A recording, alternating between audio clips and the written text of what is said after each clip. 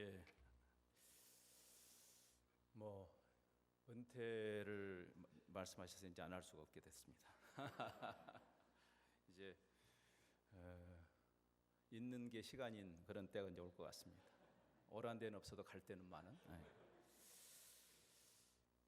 열린 말씀이 오랜만에 이번에 열려서 참 감사했습니다. 열린 말씀이란 그 표현이 참 좋습니다.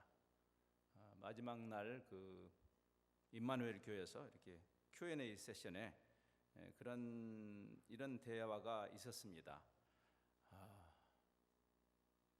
우리의 전통적인 신앙 이해의 치명적인 약점이 덮어놓고 믿는 것이다. 덮어놓고 믿어. 펴놓고 믿어야 됩니다. 암흑기는 항상 말씀이 닫혀 있을 때였죠. 열린 말씀이라야 되는 거죠. 배움 공동체, 내가 너에게 분부한 모든 것을 가르쳐 시키게 하라 하는 그 선교적 명령의 핵심은, 컨텐트는 주님이 분부한 모든 것, 하나님의 진리를 배우고 체화하는 그 일에 해당합니다. 어떻게 그 일이 가능할까를 고민한 3일이었고 결국 하나님의 말씀으로 가게 되죠. 하나님의 말씀으로. 그래서 우리가 너무 빨리 하나님 우리에게 방대한 계시를 주셨음에도 불구하고 우리가 너무 빨리 단순 무식하게 기독교를, 복음을 간단한 포뮬라로 그렇게 축소해서 복음을 알아버린 것처럼 해서는 안 될 것이고, 이 심오하고 그리고 깊은 하나님의 계시를 전달했던 바울조차도 그 위대한 로마서의 그 복음을 설명하는 부분의 맨 끝에 그는 그렇게 이야기하죠. 디스클레이머, 깊도다. 하나님의 지혜와 지식에 풍성하며 나는 하나님의 은혜로 계시하신 만큼을 쓰지만 어떤 피조물이 하나님을 다 담아내겠는가, 그런 이야기를 쓰죠. 우리가 겸허하게 더 배움 공동체로 하나님의 말씀 속에 깊이 들어가야 할 그런 필요를 이야기하죠. 어떤 종교의 달인이 하나님을 다 이제 파악했다고 말할 수 있겠는가. 그래서 끊임없는 배움 속으로 가야 하는 것이고, 그 말씀과 연관되어 있는 중요한 시편입니다. 여기에 우리가 좋아하는 단어들이 나오죠. 복, 형통, 어떤 번역에는 형통을 success라고도 번역하기도 합니다. 성경에 success가 있느냐? 있습니다. 다만 성경은 복을 어떻게 정의하는가? 성경은 형통을, 성공을 어떻게 정의하는가? 즉 성경에 있는 그 단어를 빼다가 바로 우리가 세상에 이번에 인본주의적, 세속주의적 인본주의라는 말을 썼는데, 인간이 세상에서 이해하는 그 개념으로 오염시키지 말고 성경에 있는 개념을 성경은 어떻게 정의하는가를 이해해야 되죠. 이 짧은 시편 안에서도 성경이 말하는 복, 성경이 말하는 형통이 상당히 다른 개념으로 우리에게 다가오고 있는 것을 보게 됩니다. 예를 들면 열심히 말씀을 공부하면 우리가 생각하는 복을 받는다는 말이 아니고 오히려 그 말씀 속에 들어가는 그 자체가 복인 것을 말하고 있는, 예를 들어 그런 것입니다. 말씀을 누리는 그 자체가 복이다. 형통이 뭔가?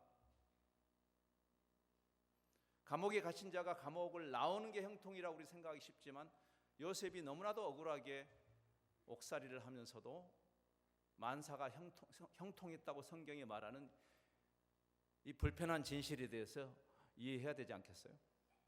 그냥 우리가 생각하는 형통을 자꾸 하나님께 구하지 말고, 그래서 정말 배움 공동체로 열린 말씀 속으로 들어가야 하는 그런 필요를 느낍니다. 여기 의인과 악인이 대조되고 있죠. 세상에서 아무리 잘 나가도, 즉 세상의 기준으로 아무리 성공했어도, 세상이 디파인하는 형통을 한 사람이라도 성경이 정의하는 그 형통이 아니면 훅 간다. 이 4절에 훅 간다라고 되어 있어요. 나한테 번역하라면 훅 갑니다. 이렇게. 오직 바람에 나는 겨와 같도다. 악인들은 그렇지 아니하며 훅 간다. 왜? 그들이 심판을 견디지 못한. 결국 맨 마지막에 결산할 때 그들이 틀렸구나. 맨 마지막에 결산할 때 옳았구나. 이 선택이 옳았구나. 마지막 웃는 자가 웃는 자란 말도 있죠. 끝날 때까지 끝난 게 아니니까. 그 이야기를 하는 것입니다. 여기 재미있는 대조가 있습니다. 여러분이 처음에 어떤 사람이 참으로 복된 자인가, 이것이 아니고 이것이다. 우리가 논리적으로 이것이 아니다. 악인들의 꾀를 쫓지 않는다. 죄인들의 길에 서지 않는다. 오만한 자들의 자리에 앉지 않는다. 그러면 우리가 상식적으로 그러면 그걸 뒤집어서 선인들의 꾀를 쫓고 의인들의 길에 서고 겸손한 자들의 자리에 앉는 것이다. 이렇게 말할 수도 있었겠죠. 그런데 굉장히 재미있는 대조는 그 자리에 하나님의 말씀을 놓습니다. 한번 생각해 봐야 돼요. 우리가 그냥 쓱 지나가지 말고 왜 악에 대한 대조를 일반적으로 우리가 이해하는 선이라고 말할 수도 있었을 텐데 말씀이라고 하는가? 저는 이제 금년에 오랜만에 미국 청년들 코스타 우리 박 목사님과 함께 참여했습니다. 어떻게 하다 보니까 이번 금년 코스타가 우리 노진준 목사님도 저희 세 사람이 굉장히 중요한 역할을 했어요. 열린 말씀에서 다 해먹는 그런 코스타가 됐습니다.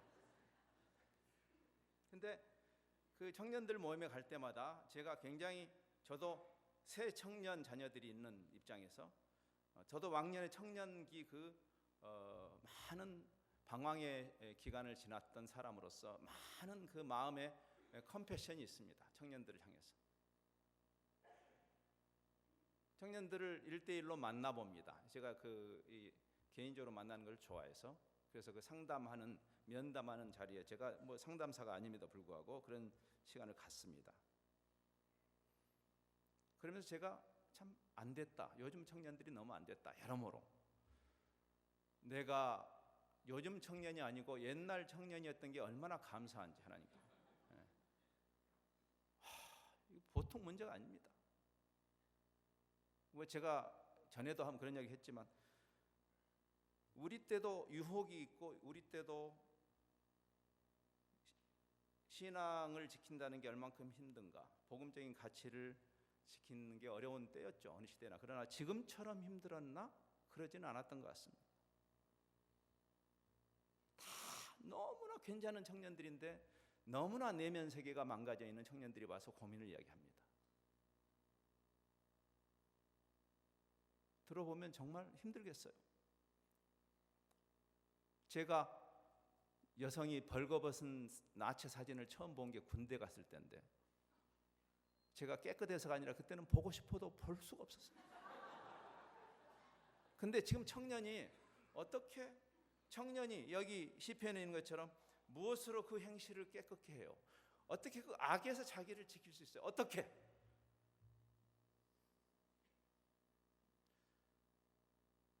주의 말씀을 따라. 그 말을 이해하십니까? 지금 시편 1편은 그 이야기를 하는 것이에요. 그 악의 반대말, 즉 비진리의 반대말은 세상에서 일반적으로 이해하는 인본주의적 의미의 진리 정도가 아니라 절대 진리이신 하나님의 말씀이기 때문이다 라고 말하죠. 어떻게 그 행실을 깨끗게 합니까? 주의 말씀을 따라서. 내가 주께 범죄하지 아니하려 하여 주께 범죄하지 아니하려 하여 내가 고행주의를 하고 내 몸을 단련하고 면벽을 하고 이렇게 했을 것 같은데 그렇게 하지 않고 주의 말씀을 내 마음에 두었습니다. 너무나 도식적인 말 같지만 저는 이야기를 해줍니다. 청년들한테. 이 길밖에 없다. 바울도 말합니다. 디모데라는 그 젊은 지도 젊은 지도자인들 유혹이 없었겠어요? 우리 박 목사님은 유혹이 없겠습니까? 저는 없겠습니까? 여러분들은 없습니까? 여러분들의 내면 세계를 보면 제가 어떤 고민을 하면서 사는지 알 겁니다. 개찐 도찐. 그래서 바울도 디모데에게 말해요. 우리가 성화라는 것은 어떤 노력, 내가 깨끗하게 살려고 하는 그 노력에 걸려 있다기보다는 하나님의 말씀에게 달려 있다고 말하는 거예요. 모든 성경은 하나님의 감동으로 된 것으로 교훈과 책망과 바르게 함과 의로 교육하기에 유익하다. 이는 하나님의 사람으로 온전하게 하고 모든 선한 일을 행할 능력을, 즉 여기서 지금 대조되는, 악과 대조되는 선이 어디서 나오냐면 말씀에서 나오는 것이다. 왜 그럴까요? 아직도 논리적으로 이해가 안 되시죠? 어둠에 대한 해법이 뭡니까? 빛이죠. 여러분이 오늘 예배를 드리러 왔는데 깜깜해 여기가. 그럼 어떻게 하시겠습니까? 온 교우들이 빗자루 하나씩 들고 와서 어둠을 쓸어냅니까? 이렇게 휙 나가, 이러면 어둠이 나갑니까? 스위치를 올리면 되는 것입니다.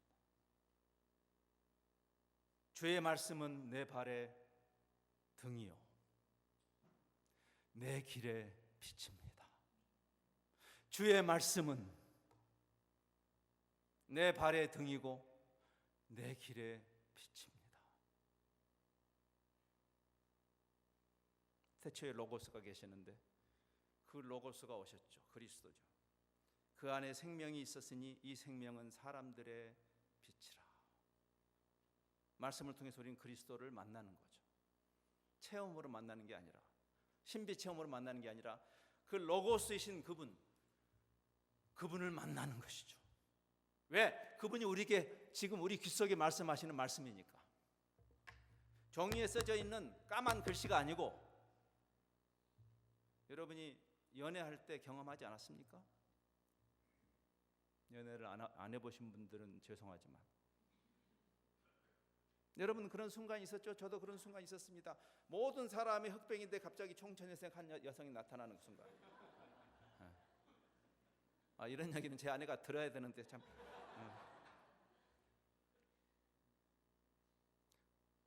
그 손으로 쓴 정말 요즘은 까톡 이거 말고 손으로 쓴 제 아내한테 제가 프로포즈를 하고 정말 드라마처럼 군에 입대를 했습니다. 다행히 제 아내는 고무신이 없어서 거꾸로 신을 수가 없었어요. 제가 훈련 받는데 프로포즈를 하고 대답을 듣지는 못했어요. 그래서 시간을 주겠다. 근데 한 빽빽하게 쓴 한 20장 정도 되는. 자, 질문입니다. 그걸 받았을 때 제 심정. 1. 짜증난다. 2. 화가 난다. 용건만 간단히 말하지. 3. 너무 기쁘다. 아시잖아요. 그렇죠?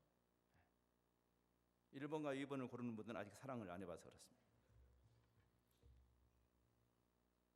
짜증나죠? 하나님 용건만 간단히 말씀하시죠.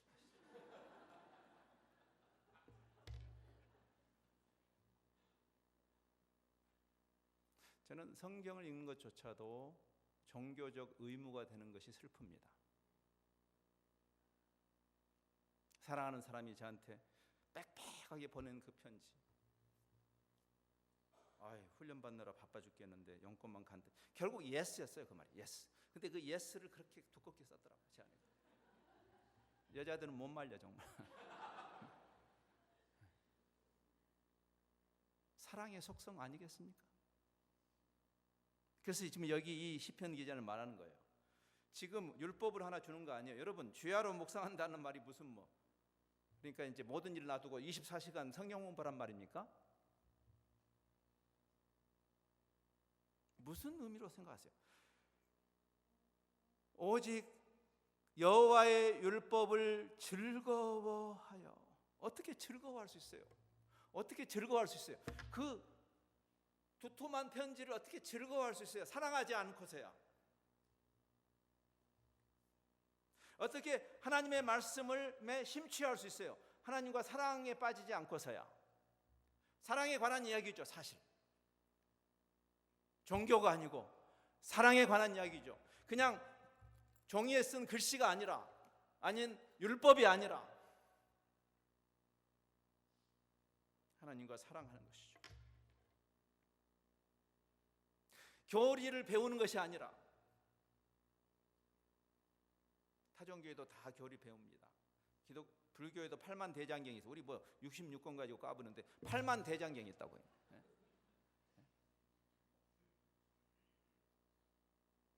아마 성령론은 이런 점에서 이해를 해야 될 겁니다. 타 종교에서 말하지 않는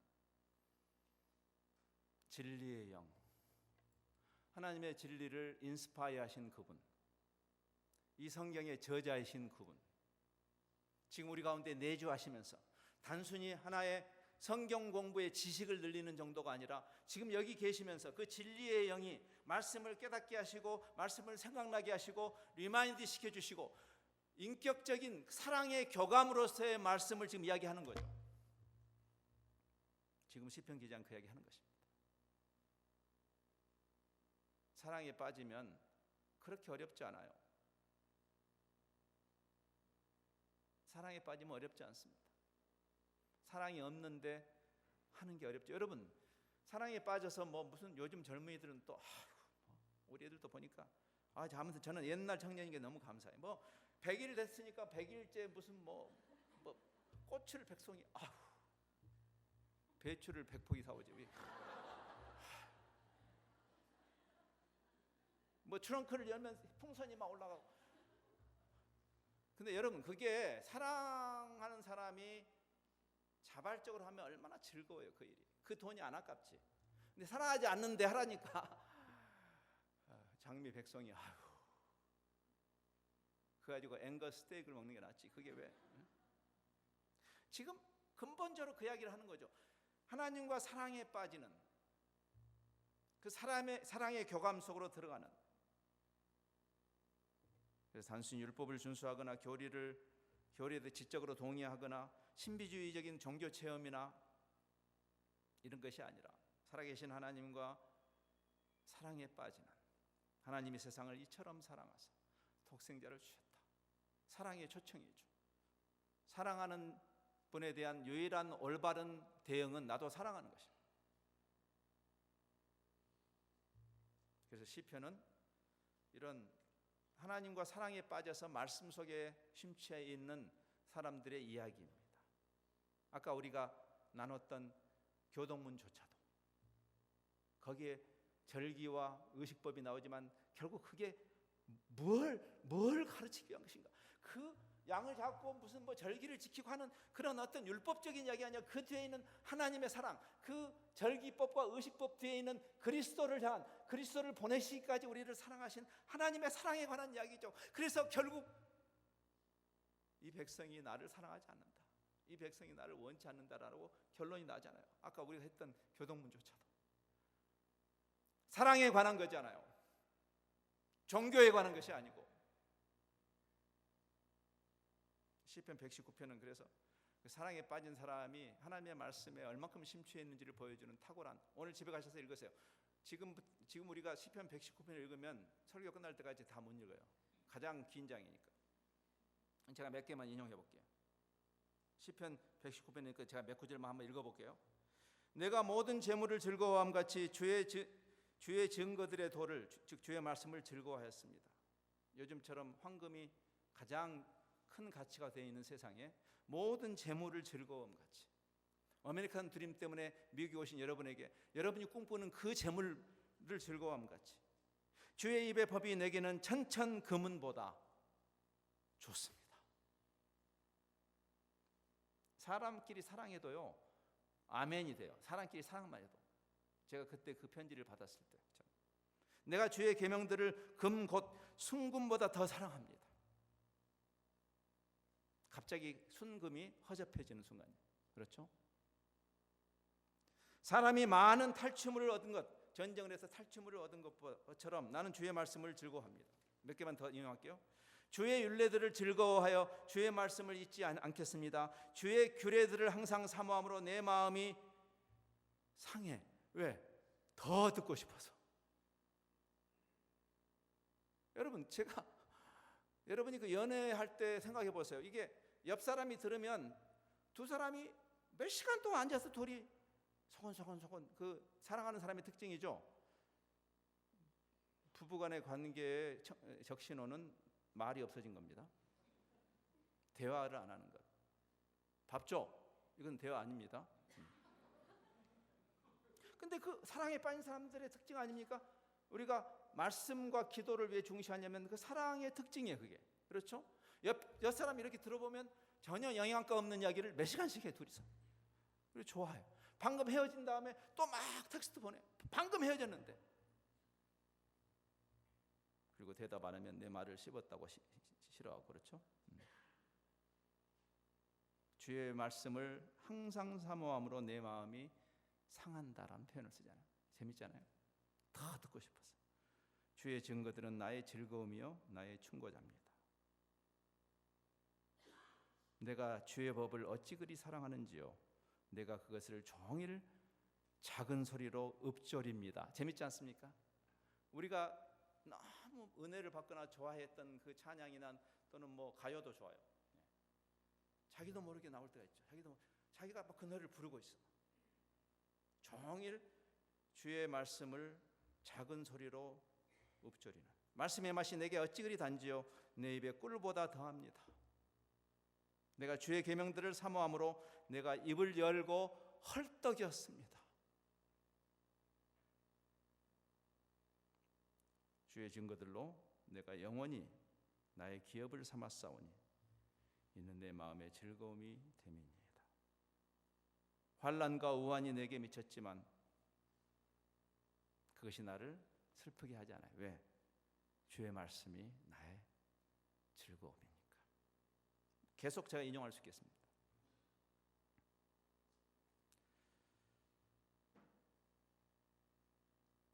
주의 말씀이 왜 이렇게 답답하고 재미가 없죠? 하나님과 사랑의 관계를 더 천착해야 할 것 같습니다. 맛을 개발한. 진짜를 가지면 짝퉁의 유혹이 사라집니다. 그렇죠? 제가 어제 우리 박 목사님이 드디어 커피에 회심하는 순간을 목도하였습니다. 박 목사님이 전에는 허접한 커피만 마시더니 요즘 이제 맛을 아신 것 같아요. 그래가지고 투자를 하셔서 이렇게 핸드립하는 조그만 세트를 어제 장만하셨다고 자랑하고 싶으셔가지고 저 피곤해 죽겠는데 자기 방까지 오라고 그래가지고 잘 하지도 못하는 이 핸드립을 해서. 근데 제가 사실 저도 뭐 흉볼 수 없는 게 저도 커피 맛을 최근에 조금 알겠더라고요. 평생 커피를 마셨는데 제가 좋아서 마신 게 아니라 사람 만나면 커피를 주잖아요. 그렇죠? 예. 뭐 아재 개그에 그런 게 있죠. 커피를 많이 마셔야 구원받는다는 그런 아재 개그 아십니까? 예. 주로 이제 영남 지역에서는 특별히 커피를 많이 마셔야 구원받는데 우리 찬송가에 커피로 속죄함 그래서 그런 말도 있지만 여러분 제가 커피를 사람들을 만나면 커피를 주니까 그냥 예의상 마시지만 저는 사실 그 블랙 커피를 그냥 설탕이나 크림 없이 마시는 사람들을 위선자라고 생각했습니다. 아니 사람이 맛이 다 비슷할 텐데 이게 맛의 회심이 필요한 거예요. 이건 회심의 이야기입니다. 그 커피의 맛을 알기까지는 그 맛을 모르는 거예요. 그렇죠? 하나님의 말씀의 맛을. 그래서 저는 늘 커피를 주면 설탕과 크림 맛에 먹었습니다. 제가 지금 제 죄를 고백하는 겁니다. 지금 그렇게 먹는 분들을 제가 경멸하는 건 아니고 지금 예를 드는 거예요. 그래서 제가 커피가 맛있다는 그냥 블랙으로 먹는 사람 맛있다는 사람을 제가 붙잡고 제가 따졌어요. 그러니까 between us 다른 사람 쓰니까 솔직히 말해 너 괜히 맛있는 척하는 거지 우아한 척하느라고 맛있다는 거예요. 아니 어떻게 이게 맛있을 수가 있어 이게 어떻게 이게 아니 어떻게 복음, 이 십자가 역선의 복음이 그렇게 즐거울 수가 있어요? 어떻게? 여러분, 이거는 내추럴하게 되는 건 아닙니다. 그래서 깊이 들어가야 되는 거예요. 신앙생활을 안 할 건 모르지만 할 거라면 그 속으로 들어가야 돼요. 저는 제가 커피를 대접받을 때 그냥 블랙으로 마시는 게 가장 헬시 초이스라는 것을 알아요. 제가 모르겠어요? 알죠? 그 설탕과 크림 최악이죠. 그렇죠? 설탕보다 더 나쁜 건 더 크림입니다. 더 나쁜 녀석이 그 녀석은 아주. 그렇죠?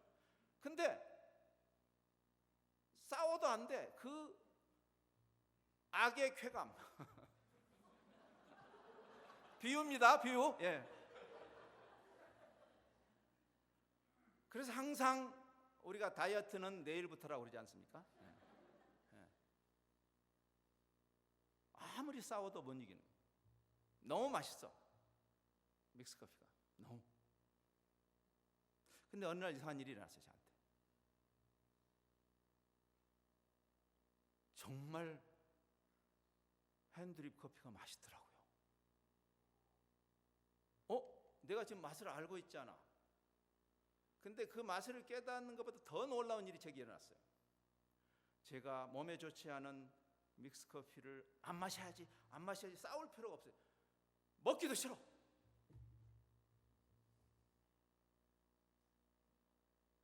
비유를 했지만 그런 거 아닐까요? 복 있는 사람은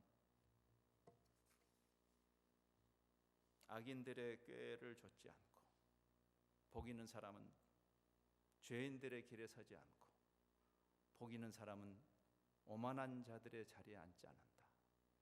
우리가 복음 없이도 인간적 수양으로 이루신 분들이 있어요. 상당 부분 존경할 만한 분들입니다. 대단한 분들이에요. 커피 맛을 모르는데 절대 설탕, 크림을 안 타는 분들 대단한 분들이에요. 근데 어렵습니다. 그거 진짜 어려워요. 삶의 질이 뚝뚝 떨어져요. 근데 어느 날 그 핸드립 커피가 너무 맛있어서 우리가 존경하는 요한 세바스찬 바하는 얼마나 커피를 좋아했던지 하나님이 주신 선물 중에 복음 다음으로 좋은 훌륭한 선물이 커피라고. 예? 그분이야말로 커피로 속죄함을 받는. 그 시대 이런 일종의 기호품이지 않겠어요? 커피 같은 게. 근데 그 당시에 경건주의적 생각 속에서 커피를 마시는 것은 신앙인으로서 적절치 않다고 생각하던 시절인데 그분이 커피를 왜? 하나님이 주신 이 기가 막힌 선물을 그가 커피 칸타타를 작곡할 정도로 하나님의 말씀 속으로 이게 바로 주야로 묵상한다는 말 아닐까요? 여러분 제가 아까 주야로 묵상한다는 말이 1시간도 힘들어 죽겠는데 모든 일을 놓고 24시간 성경 공부하라는 얘기가 아니라 하나님과 사랑의 관계 속에 들어간 사람이 하나님의 말씀이 내 안에 나도 모르게 거의 무의식적으로 하나님의 말씀이 내 생각을 지배하는, 우리가 하루에도 수도 없는 결정을 하죠. 그렇죠? 크고 작은 결정을 하는 것이 우리 인생의 삶입니다. 근데 그 결정이 하나님의 말씀이 내 안에 깊이 들어와서 하나님의 말씀에 근거한 복음적인 가치가 나를 완전히 생각을 바꾸는 회심이죠. 마음을 새롭게 함으로 변화를 받아 하나님의 선하시고 하나님의 기뻐하시고 하나님의 온전하신 뜻이 무엇일까라는 거에 그냥 논리적으로 생각하지 않아도 그게 나에게 들어와서 그 디시전 메이킹을 하는 그런 사람들을 세상이 감당할 수 없어요. 그런 사람들. 종교 행위를 열심히 하라는 말이 아닙니다. 총동원 주일날 더 열심히 가서 전도하란 말이 아니라 심지어는 선교사로 나가란 말도 아니고 하나님의 말씀에 깊이 들어가 있는 그분과 사랑에 빠져 있는 그런 사람. 주야로. 제가 오늘 그 선교 훈련 프로그램 때문에 설교를 마치고 황급히 가야 되는데 가는 길에 커피 한잔 할 겁니다. 진짜를 가지면 짝퉁의 유혹이 사라집니다. authentic Christian, authentic witness는 그런 사람일 것입니다. 종교인이 아니라 하나님과 사랑에 빠져서 하나님의 진리가 너무나 기쁘고 즐거워서 허접한 세상의 어떠한 가치도 나를 요동할 수 없는 반석 위에 세운 집처럼 말씀 위에 서 있는 우리 기쁨의 교회 성도들이 되길 바랍니다. 기도하겠습니다.